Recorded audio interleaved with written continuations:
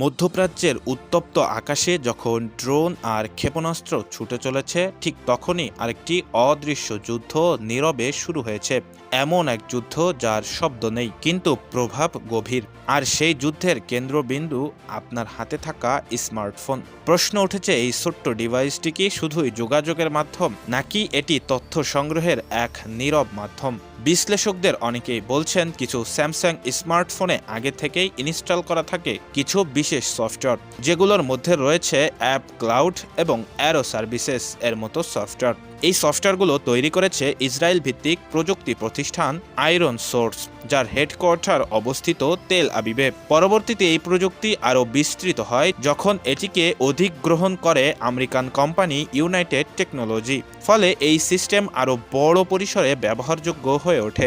এখন আসল প্রশ্ন, এই সফটওয়্যারগুলোর আসল কাজ কি? সহজভাবে বললে, এগুলো আপনার ফোনে কিছু তথ্য সংগ্রহ করে, যেমন ডিভাইস ইনফরমেশন, ব্যবহার প্যাটার্ন এবং কখনো কখনো লোকেশন সম্পর্কিত তথ্য।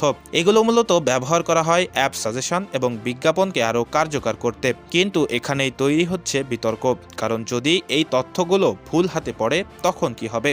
ধরুন, কোনো গুরুত্বপূর্ণ ব্যক্তির ফোন থেকে যদি তার চলাচলের তথ্য বা অবস্থান সম্পর্কে ধারণা পাওয়া যায়, তাহলে সেটি শুধু একটি ব্যক্তিগত তথ্য নয়, একটি দেশের নিরাপত্তার জন্য ঝুঁকি হয়ে উঠতে পারে। বিশেষ করে ইরানের মতো দেশে, যেখানে রয়েছে গোপন সামরিক স্থাপনা, টানেল নেটওয়ার্ক এবং সংবেদনশীল অবকাঠামো। বিশ্লেষকদের মতে, উন্নত ডাটা অ্যানালাইসিস ব্যবহার করে এই ধরনের তথ্য থেকে অনেক কিছু অনুমান করা সম্ভব।